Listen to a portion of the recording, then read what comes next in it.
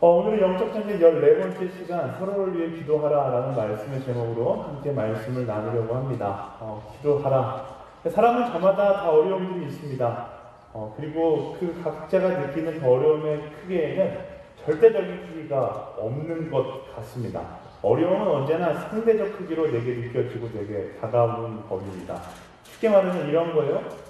10년 전, 20년 전, 30년 전에 비해서 오늘날 우리가 군대는 굉장히 편해졌습니다. 그래서 군대 갔다 온 사람들이 오늘날 군대를 보면서 이제 그런 이야기 많이 하죠. 요즘 군대 완전히 편해졌다. 그게 군대냐, 국기훈련이지, 뭐 이런 이야기 많이 해요. 그냥 잠깐 갔다 오는 거지, 이런 얘기 많이 해서 그런 어르신들 말 듣고 군대에 가보면 군대는 여전히 너무 힘들고 너무 어렵게 느껴집니다. 왜냐하면 어려움은 절대적이지 않고 상대적이기 때문에 그래요. 세상에서 가장 힘든 부대가 어딜까요? 해병대, 특수부대, 특전사? 아니요. 가장 어려운 부대는 내가 가는 부대가 가장 어려운 법입니다. 다 그래요. 내가 경험한 고3이 가장 치열하고 내가 갔던 수능이 가장 잔인했던 수능이었고 내가 경험하는 취업난이 가장 치열한 취업난이고 내가 경험하는 연애가 가장 어려운 연애로 느껴지는 법입니다. 어려움과 고통 이런 건 다 상대적으로 느껴지기 때문에 내가 느끼는 것이 내가 오늘 처한 현실이 가장 어렵게 느껴지는 것이죠. 그리고 이런 상대적인 어려움 속에서 살다 보니까 사람들이 착각에 빠지기 시작합니다. 어떤 착각이냐면 내가 가장 힘들다라는 착각에 빠지기 시작하죠. 혹은 나 혼자 힘들다라는 이런 이기적인 착각에 빠지기 시작하는 거예요. 그리고 점점 아무도 나를 이해하지 못할 거라고 생각하면서 혼자만의 공간으로 숨어 들어가려고 합니다. 어떤 사람들은 그런 감정을 즐기는 사람이 있어요. 나 혼자 세상의 모든 고뇌와 모든 아픔을 다 짊어매고 있고 내가 가장 힘들다라고 그런 고통의 감정에 중독되어 살아가는 사람들이 있습니다. 그 중독이 중증에 이르게 되면 뭐든지 부정적으로 바라보고 부정적으로 받아들이기 시작하게 되는 것이죠. 그런데 그런 착각에 빠지면 빠질수록 확실한 건 우리는 더욱 힘든 세상을 살아가게 될 것이다 라는 사실입니다. 하나님께서 그것을 기뻐하시지 않아요. 여러분들이 그런 부정적인 관점으로 나 혼자 힘들다, 내가 제일 힘들다 이런 관점, 이런 모습으로 살아가는 건 하나님께서 원하시지 않고 사단이 기뻐하는 모습이다라는 사실을 우리는 기억해야 합니다. 목사이자 의사였던 마틴 로이드 존스 목사님이라는 분이 계세요. 그 목사님이 책에서 이 문제에 대해서 이렇게 지적합니다. 우리가 마귀의 말을 들을 때 자기 중심적인 집착과 나는 지금 굉장히 어려운 시기에 처해 있다고 생각하게 된다. 이런 마음은 결국 마귀가 주는 마음이다 라고 이야기하는 것이죠. 내가 가장 힘들고 나 혼자 힘들다라고 생각하고 있다면 절대로 하나님께서 주시는 마음이 아니라 사단이 내 마음 가운데 던지는 거짓말이라는 사실을 기억해야 한다라는 거예요. 그리고 마틴 로이드 존스 목사님이 덧붙여서 이 문제의 해독제를 바로 고린도전서 10장 13절 말씀에 있다. 아까 전에 우리 멘토님께서 언급하셨던 말씀인데 다 같이 함께 읽어보겠습니다. 시작! 여러분은 사람이 감당할 수 없는 시험을 당한 적이 없습니다. 하나님은 신실하셔서 여러분이 감당치 못할 시험을 허락하지 않으시며 시험을 당할 때도 피할 길을 마련해 주셔서 여러분이 능히 감당할 수 있게 하십니다. 이 말씀이 나 혼자 힘들다라고 느끼는 사람, 그 중증, 그 병에 빠진 사람에게 해독제가 된다라고 이야기합니다. 감당하지 못할 시험은 없다. 사단이 감당하지 못한다라고 거짓말할 뿐이지 그 시험은 하나님의 계획 안에 있기 때문에 우리는 감당할 수 있다라는 것이죠. 하나님께서 감당할 수 있는 시험만 주신다라는 그 믿음이 바로 이 중증에서 이 중증에서 치유받을 수 있는 해독제이다라는 것입니다. 그리고 이 믿음이라는 해독제가 활성화되는 방법이 있는데 그게 바로 성도의 교제이다라고 이야기합니다. 교제를 통해서 나 홀로 힘들어하고 있는 것이 아니라 어떤 걸 깨닫는 거예요? 나 홀로가 아니라 너도 힘들어하고 있구나라는 사실을 깨달을 때 그 고통이 사라지는 것은 아니지만 함께 너와 내가 같은 영적 전쟁터에 있다라는 그 공간, 쉽게 말하면 전우회를 느끼는 그 순간 어떤 설명할 수 없는 해방감을 느끼게 된다라는 것이죠. 적절한 예가 될지 모르지만 예를 들면 이런 거예요.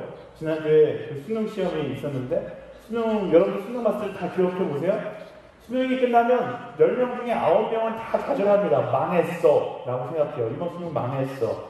나만 망쳤다. 그리고 집에 가서 그 이불에 들어가서 막 엄청 울기도 하고 힘들어 합니다. 별의별 생각을 다 하죠. 재수해야 되나, 죽어야 되나, 이제 나는 인생 망쳤구나, 막 이런 생각해요. 그리고 다음날 학교에 가서 친구들의 표정을 보는데 왠지 모르게 마음이 풋해져요. 왜? 나만 망친 게 아니라 친구들도 같이 망친 거예요. 그 순간 왠지 모르게 설명할 수 없는 전우애가 친구들과 나 사이에 흐르기 시작하죠. 그리고 서로 울상으로 있다가 어느 순간부터 같이 함께 웃으면서 그 상황을 이겨나가게 됩니다. 뭐 달리기도 마찬가지예요. 혼자 달릴 때는 너무나 힘들어서 못 달리는데 함께 달리면 나와 함께 뛰고 있다라는 그 전우애를 느끼는 그 순간 마지막까지 뛰어갈 수 있는 힘이 내게 생기기 시작하는 것이죠. 이 전우애라는 게 그만큼 무서운 거예요. 많은 부분의 두려움으로부터 이 전우애가 해방감을 느낄 수 있게 해주는 거죠. 교회가 바로 그런 곳입니다. 사단의 공격에 눌려서 나오고 힘들다고 느끼다가도 교회에 와서 성도의 교제를 나누기 시작하면 깨닫는 거예요. 아, 나 혼자 싸우고 있는 것이 아니구나. 나 혼자 힘들어하고 있는 것이 아니구나. 이 영적 전쟁터에는 나뿐만 아니라 너도, 우리도 모두 다 함께 싸우고 있는 것이구나 사실을 알게 되는 것이고, 그것을 깨닫게 될 때 우리는 영적 스트레스에서 해방감을 경험할 수 있게 되는 것이죠. 그래서 로마서 12장 15절에서 사도 바울은 이런 이야기를 합니다. 기뻐하는 사람들과 함께 기뻐하고 우는 사람들과 함께 우십시오. 함께라는 단어에 한번 주목해 보면 좋을 것 같아요. 시대가 이기적이고 개인주의가 만연하다 보니까 이 함께라는 이 단어가 점점 사라져가기 시작합니다. 하지만 교회는 이 함께라는 단어가 굉장히 중요한 곳이에요. 그래서 교회에 오면 함께 나눔이 있어야 돼요. 교회는요, 예배만 드리는 곳이 아니라 나눔이 있는 곳이에요. 함께 예배 드리는 곳이기도 하지만 함께 나누는 곳이다라는 사실을 우리는 기억해야 합니다. 여러분들 가운데 예배만 드리고 그냥 돌아가는 사람들 있어요. 나눔하지 않고 그냥 돌아가는 사람들이 있는데, 예배만 드리고 돌아가는 것은 어쩌면 이 교회를 통해서 하나님께서 주시는 아주 놀라운 선물을 딱 절반만 받고 돌아가는 것과 마찬가지입니다. 하나님은요, 이 예배 가운데 사람과 사람을 만나게 하시고 성도의 교제를 통해서 우리가 영적 전쟁 가운데 함께하고 있다는 사실을 깨닫게 하시고, 그 깨달음으로 인하여서 우리의 영적 스트레스로부터 해방감을 가지고 돌아갈 수 있기를 하나님께서 간절히 원하신다라는 것입니다. 그게 신앙생활의 기본이에요. 예배하는 것도 중요하지만 함께 성도와 성도가 교제하고 자신의 삶을 나누는 것도 또한 중요하다라는 사실을 우리는 알아야 합니다. 여러분 다 코이노니아라는 말을 들어봤을 거예요. 예배 때 많이 사용하는 의미인데, 이 말의 본래 뜻은 교제라는 뜻을 가지고 있습니다. 예배는 두 가지 교제가 일어나는 거예요. 첫 번째는 하나님과의 교제가 일어나는 것이고, 두 번째는 성도 간의 교제, 그리고 그 교제를 통해서 하나님께서 예비하신 풍성한 축복을 누릴 수 있게 되는 것입니다. 반대로 그 교제가 사라지면요, 우리는 사단이 쳐놓은 자기중심적인 집착에 빠져 힘든 시간을 보낼 수밖에 없게 되는 것입니다. 여러분들 교제할 수 있는 그런 그리스도인들이 되기를 예수님의 이름으로 축복합니다. 그래서 교정원 멘토님도 강조해 주셨는데, 그래서 수모임이 중요한 거예요. 수모임에 참석하세요. 별것 아닌 것처럼 느껴질 수 있지만, 그 수모임이 이기주의와 개인주의가 만연한 세상 속에 정말로 크리스천으로 살아남을 수 있도록 하는 해독제가 바로 그 수모임에 있다는 사실을 기억하세요. 그 수모임을 통해서 여러분들의 상처들이 치유되고, 나 혼자가 아니라 함께 싸우고 있다는 영적 전우들의 함께함의 위로가 여러분의 일주일의 삶을 자유롭게 만드는 거예요. 앞사람에게 이야기해줄까요? 수모임 참석할지어다 이렇게 이야기해줄까요? 네. 아직 순배정 안 받고 안개로 허브대학교 다니시는 분들도 계실 텐데요. 제가 여러분들에게 강력하게 권면합니다. 허브의 진정한 매력을 발견하기 위해선 이 예배에서 끝나서는 안 돼요. 예배가 끝나고 순모임에 참석하세요. 그 순모임에 가서 함께 삶을 나누고 하나님의 계획하신 하나님의 축복을 그 나눔 가운데 발견하게 되기를 예수님의 이름으로 축복합니다. 이렇게 순모임과 같은 성도의 교제를 통해서 우리는 나만 홀로 싸우고 있는 것이 아니라 우리 모두가 함께 싸우고 있다는 것을 깨닫게 됩니다. 이것을 깨닫는 것은 우리가 생각하는 것보다 훨씬 더 중요해요. 왜냐하면 이것을 깨닫기 전까지는 우리는 우리의 편이 누군지 구분하지 못하고 서로를 적으로 여기며 살아가기 때문에 그래요. 그냥 모두가 적이 되어버리는 거예요. 그래서 전쟁이, 그냥 대전쟁이 일어나는 거예요. 전쟁은 전쟁인데 목적을 잃어버리고 상대가 누군지도 모른 채 그냥 눈앞에 보이는 사람을 쏴죽이는 그런 전쟁을 살아가게 되는 것이죠. 전문용어로 이런 전쟁을 개판 5분전이라고 이야기하는 거예요. 우리 인생 가운데 이런 성도 간의 교제를 통해서 우리가 함께 싸우고 있다는 것을 우리가 깨닫지 못하면 우리 인생은 정말 개판 5분전이 될 수밖에 없는 거예요. 내가 누구랑 싸워야 하는지도 모르는데 싸워야 되는 마음만 가지고서 눈앞에 보이는 사람, 내가 경쟁에서 저 사람을 이기겠다, 내 경쟁에서 저 사람을 짓밟겠다, 이런 생각을 하면서 살아가니까 삶에 그냥 전쟁터, 적이 없는, 아니 또 혹은 적이 너무나 많은 전쟁터 가운데 살게 되는 것이죠. 그리스도인은 이런 말도 안 되는 전쟁터에 있어서는 안 되는 거예요. 어디로 가야 해요? 하나님과의 교제의 자리, 성도와의 교제의 자리로 나아가서 그 시간들이 나홀로 싸우는 것이 아니구나는 사실을 깨닫고, 그리고 나의 동지가 누군지를 깨닫고, 그리고 나의 적이 누구인지, 바로 사단이 나의 적이라는 사실을 깨닫고서 함께 그 사단이라는 적과 싸워 나아갈 수 있어야 한다라는 거예요. 지금 옆 사람 쏴 죽일 때가 아니라 사단과 맞서 싸워야 할 때이다라는 사실을 우리가 깨달아야 한다라는 것입니다. 우리의 편이 누구인지 알지 못하고 사단이 우리의 적이라는 사실 역시 깨닫지 못한 채 살아가면 너무나 힘든 세상이 될 수밖에 없어요. 왜? 여러분 주변에 여러분이 만나는 모든 사람들을 다 경쟁의 대상으로 보고 좀 극단적으로 얘기하자면 내가 싸워서 이겨야 될 대상으로밖에 바라보지 않기 때문에 그래요. 사람은요, 관계 속에서 행복을 경험하고 관계 속에서 위로를 경험하게 되는데 적이 누군지 알지 못하니까 관계 안에 있는 모든 사람들을 적으로 간주하고 살아가는 인생, 당연히 힘들 수밖에 없는 것이죠. 이렇듯 사람들은 의식하지 못한 순간 무한 경쟁 사회 속에서 끊임없이 내 옆에 있는 사람을 경쟁자 혹은 적으로 여기면서 살아갈 때가 너무나 많습니다. 근데 말씀은 뭐라고 설명합니까? 이것도 김정우 멘토님이 언급했던 말씀이에요. 로마서 12장 5절 말씀 다 같이 읽어보겠습니다. 시작! 이와 같이 우리 많은 사람들도 그리스도 안에서 한 몸을 이루었고 각 사람은 서로 지체가 됐습니다. 아멘. 우리는 그리스도 안에서 한 몸을 이루었고 그리스도 안에서 함께 걸어가는 동역자이다 말씀이 설명하고 있는 것입니다. 우리가 이 사실을 깨닫는 순간 사실 여러분들이 우리가 경험하고 있는 많은 관계적인 문제들이 해결되기 시작할 겁니다. 왜냐하면 옆에 있는 사람이 내가 경쟁에서 이겨야 할 대상이 아니라 나와 함께 나아가야 할 동지라는 사실을 깨닫게 되기 때문에 그래요. 같은 사람, 같은 환경이지만 내 마음에 느껴지는 갈등의 크기가 전혀 다르게 느껴지기 시작하는 것이죠. 예를 들면 이런 거예요. 공동체가 무너지는 이유는요, 구성원들이 서로 생각하지 않고 나만 생각하면서 나만 힘들다고 생각하기 때문에 공동체가 무너지는 거거든요. 그래서 내가 힘들면 불만이 폭주하기 시작하고 모든 것이 부정적으로 보이다 보니까 이 공동체 망했어. 공동체가 무너지고 내가 망해서라고 생각하기 때문에 공동체가 무너지는 거예요. 그래서 이기적인 사람들만 모인 공동체는 결국 무너지게 되어 있습니다. 요즘 가정이 쉽게 무너지는 이유가 뭐예요? 다른 데 있지 않아요. 현대사회의 어떤 특별한 문제점이 아니라 그냥 개인의 문제점이죠. 이기적인 사람들이 만나서 이기적인 것만 주장하니까 가정이 무너질 수밖에 없는 거예요. 서로 나만 힘들다라고 생각하는 거죠.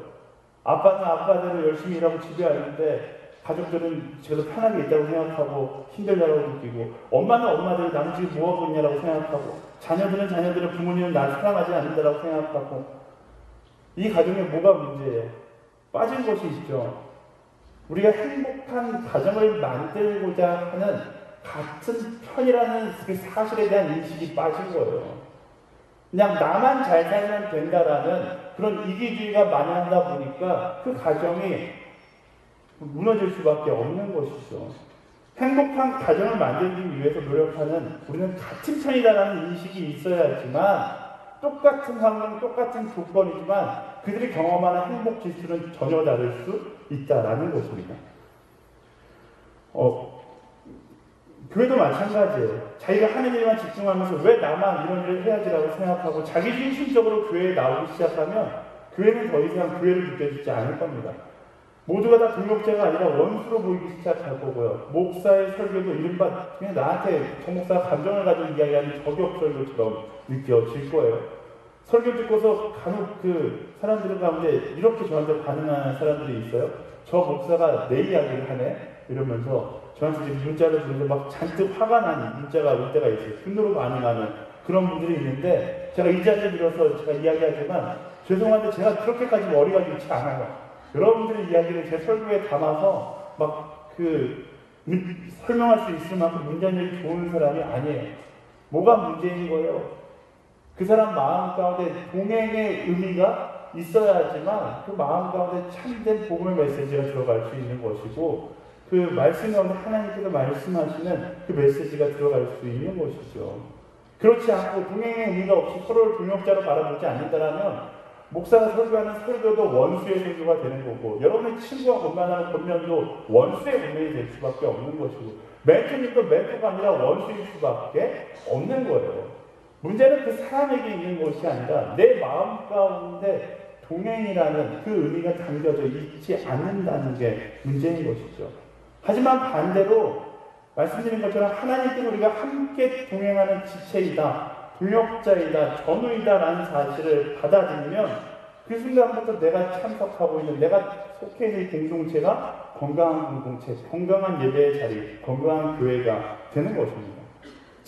제가 자주 이야기하지만요, 그런 사람들 있잖아요. 이 공동체 문제가 너무 많아. 그리고 공동체를 돌아다니는 사람들이 있어요. 이 공동체 갔다가 저 공동체 갔다가 이 공동체 갔다가 그런 사람들의 특징이 뭐냐면 어느 공동체를 가든지 그 공동체가 좋지 않다라는 거예요. 문제는 공동체에 있는 것이 아니라 자기한테 있기 때문에 그래요. 오히려 공동체에 문제가 많다라면 그 자리에 머물러서 공동체를 위해 기도하게 되기를 예수님의 이름으로 축원합니다. 이기적인 시선에서 벗어나 동행의 의미를 받아들이면 관계에서 오는 어려움들이 사라지기 시작해요. 예수님께서 이것을 제일 잘하셨죠. 그래서 예수님께서 이 땅에 오셔서 그 동행의 시선에 대해서 우리에게 강조하셨던 거예요. 원수를 사랑하라. 네 이웃을 내 몸과 같이 사랑하라. 7번씩 70번이라도 용서해라. 내가 너희를 사랑한 것처럼 서로 사랑해라. 어쩌면 너무나도 바보 같은 이 말씀들이 바로 우리가 원수의 삶을 살아가는 것이 아니라 동행의 시선을 회복하고 누가 우리의 적인지 정확하게 알기를 원하시는 하나님의 마음이 담겨져 있는 말씀이었던 것이죠. 예수님께서 말씀하셨던 동행의 시선을 회복하는 우리가 되기를 예수님의 이름으로 축복합니다. 이기심의 세상 속에서 이기심에 취해서 우리가 잊고 살아가는 것이 있어요. 우리는 하나님의 나라를 향하여 가고 있다라는 것입니다. 교회에서 하나님과의 교제를 통해 성도의 교제를 통해 우리는 우리가 잊고 살았던 그 동행의 시선을 회복하는 거예요. 우리가 어디를 향하여 가고 있는지를 회복하는 거예요. 이른바 치열한 영적 전쟁 속에서 크리스천들의 전우를 회복하는 것이죠. 이 사람과 내가 경쟁하고 있는 것이 아니라 이 사람들과 영적 전쟁터를 뚫고 하나님 나라를 향해 가고 있다는 사실을 우리가 다시 한번 마음 가운데 새기며 나아가는 것이죠. 우리 옆 사람에게 이렇게 이야기해 주시겠어요? 내가 당신과 마지막까지 동행하겠습니다. 이렇게 이야기해 줄까요? 네. 크리스천의 전우를 회복하면요, 우리 삶 가운데 놀라운 일들이 일어나기 시작합니다. 바로 전우를 바라보는 시선이 달라지게 되는 것이죠. 이전까지는 전우를 향해 나에게 무엇을 해줄까 기대하는 마음이 있었다라면 오늘 설교의 제목처럼 그 기대의 마음보다 전우를 향한 기도의 마음이 커지는 것을 경험하게 되는 것입니다. 그때 그 전우, 나와 함께 이들이 함께 가고 있다는 사실을 깨닫게 되면 이들을 향한 불평이 아니라 이들을 향한 기도가 절로 나올 수밖에 없게 된다라는 거예요. 우리는 세상을 이분법적으로 바라볼 때가 많아요. 내 편 아니면 남, 내 편 아니면 원수, 이렇게 이분법적으로 바라보는 경우가 많은데 성경은 그렇게 세상을 설명하지 않습니다. 성경이 이야기하는 이분법적 사고로 이야기하자면 세상은 딱 두 개로 나눌 수 있어요. 내가 사랑하는 사람과 또 뭐로 나눌 수 있을까요? 내가 사랑해야 할 사람으로 나누는 거예요. 내가 미워야 될 사람과 사랑할 수 있는 사람이 아니라 내가 사랑하고 있는 사람과 내가 사랑해야 될 사람으로 나누는 것이죠. 또 다르게 나눌 수 있을 거예요. 내가 기도하고 있는 사람과 내가 기도해야 할 사람으로 나눌 수 있게 되는 것이죠. 내가 증오해야 할 사람, 내가 미워해야 하는 사람, 내가 질투해야 하는 사람, 내가 시기해야 되는 사람, 내가 죽이고 싶은 사람, 성경은 이걸 몽땅 다 합쳐서 딱 다른 말로 표현해요. 뭐라고 이야기하냐면 내가 사랑해야 할 사람이라고 이야기하고 내가 기도해야 할 사람이라고 이야기하는 거예요. 그리스도인들에게 이런 부정적인 단어는 어울리지 않습니다. 증오, 미워함, 질투, 시기. 그리스도인은 이 모든 부정적인 단어를 바꿔서 생각할 수 있어야 돼요. 나를 증오케 하는 사람은 내가 기도해야 될 사람이다. 나를 너무나 힘들게 하는 사람은 내가 기도해야 할 사람이다. 내가 사랑해야 할 사람이다. 내가 품어야 될 사람이다. 왜? 하나님께서 그 사람을 나의 원수로 창조하신 것이 아니라 나의 동행자로 창조하셨기 때문에 그래요. 그 사람도 하나님의 피조물이고 하나님께서 사랑하는 자이기 때문에 나는 어떻게 해야 돼요? 그 사람이 아무리 믿다 할지라도 책임감을 가지고 그 사람의 멱살을 짚어서라도 하나님 나라에 끌고 가야 될 책임이 우리에게 있다라는 것입니다. 그게 바로 말씀이 이야기하는 동행의 시선을 가지고 있는 사람의 모습인 것이죠. 때로는 우리 눈에 거슬리는 사람이 있을 수 있어요. 하지만 말씀이 이야기하는 동행의 관점으로 바라보면 그 사람은 내가 기도해줘야 할 사람이고 내가 함께해야 할 사람인 것이죠. 아무리 그 순간 그가 원수로 여겨진다 할지라도 그 역시 내가 손잡고 하나님 나라에 함께 가야 할 동역자이다라는 사실을 기억해야 합니다. 예수님이 그러셨어요. 자기를 십자가에 못 박혀 죽으셨지만 예수님은 그 자기를 죽인 사람들을 향하여 원망의 시선을 갖는 것이 아니라 어떻게 하셨어요? 내가 사랑해야 될 사랑의 대상으로 바라보셨어요. 그리고 우리를 위해서 기도하셨죠. 사도행전 7장의 스데반 집사님의 모습도 마찬가지예요. 그들은 7장에서 스데반 집사님의 원수들이 둘러싸여서 그들에게 돌에 맞아 순교했습니다. 그렇게 마지막을 맞이했던 그가 했던 기도가 무엇이었을까요? 하나님 저 돌을 던지는 저 사람들 이름을 적어다가 다 죽여주십시오. 이런 기도였을까요? 아니에요. 스데반 집사님의 마지막 기도는 정반대의 기도였어요. 함께 볼까요? 8장 60절 말씀인데 다 같이 읽어보겠습니다. 시작! 스데반은 무릎을 꿇고 큰 소리로 주여 이 죄를 저 사람들에게 돌리지 마소서라고 외쳤습니다. 이 말을 끝낸 후 그는 잠들었습니다. 스데반 집사님은 아주 명확하게 알았어요. 나에게 돌을 던지고 있는 사람들이 나의 원수가 아니라 누구라고요? 하나님께서 기도하라고 내게 보여주시는 한 사람이라는 사실을 알았던 거예요. 저들이 지금 나에게 돌을 던지고 있지만 저들은 하나님 나라로 나와 함께 가야 될 나의 동역자이며 나와 동행해야 될 사람이라는 사실을 알았기 때문에 그들을 증오하거나 그들을 미워하거나 시기하거나 저주한 것이 아니라 그들을 위해 기도했다라고 말씀은 이야기하고 있습니다. 사랑하는 여러분, 우리의 시선이 바로 이 스데반 집사님이 가지셨던 동행의 시선이 되기를 예수님의 이름으로 축원합니다. 우리는 너무 많이 증오하고 너무 많이 시기하고 잊어버리는 거예요. 망각하는 거예요. 사랑하는 여러분 옆에 여러분의 원수된 사람은 단 한 명도 없습니다. 아니 세상 가운데 나아가서 여러분의 원수, 증오해도 되는 사람은 단 한 명도 없어요. 아까 제가 말씀드렸잖아요. 두 부류에 속하는 거예요. 내가 사랑하는 사람인가? 내가 사랑해야 하는 사람인가? 내가 기도하고 있는 사람인가? 내가 기도해야 하는 사람인가? 사랑하는 여러분 힘들게 하는 사람을 위해서 기도하고 여러분 힘들게 하는 사람을 위해서 더 사랑할 수 있는 그런 그리스도인다운 그리스도인들이 되기를 예수님의 이름으로 축원합니다. 우리 옆사람 동성이라는 손을 꼭 잡고 이렇게 이야기해 주죠. 당신을 위해 기도하는 사람이 되겠습니다. 이렇게 이야기합니다. 네, 그렇게 서로를 위해서 기대하기에 앞서 기도할 수 있는 그런 우리들이 되기를 예수님의 이름으로 축복합니다. 말씀을 정리하겠습니다. 오늘 세 가지를 나눴어요. 첫 번째, 혼자 힘들다라고 생각하시는 분이 있다면 혼자 힘들어하지 마시고요. 교제의 자리로 나아오세요. 교회는 하나님께서 여러분들에게 교제하라고 우리에게 선물로 주신 곳이에요. 혼자 힘들어하지 말고 순모임에 나가서 여러분들의 아픔을 나누고 나 혼자 힘들어하는 것이 아니라 여러분과 함께 힘들어하고 있다는 사실을 사람들이 있다는 사실을 깨닫고 그 하나님의 계획하신 가운데로 나아가게 되기를 예수님의 이름으로 축복합니다. 두 번째는요, 경쟁주의 사회 속에서 우리는 경쟁자이기 이전에 함께 길을 걸어가는 전우라는 사실을 기억하게 되길 바랍니다. 예수님께서 말씀하셨던 그 동행의 시선을 회복하는 거예요.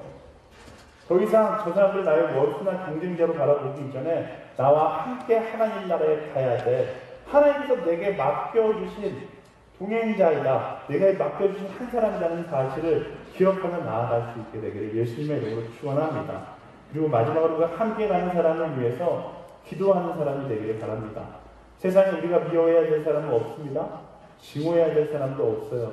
내가 사랑하고 기도해야 할 사람만 있다는 사실을 기억하고 오늘도 사랑하고 오늘도 기도하는 저와 여러분들이 되기를 축복합니다.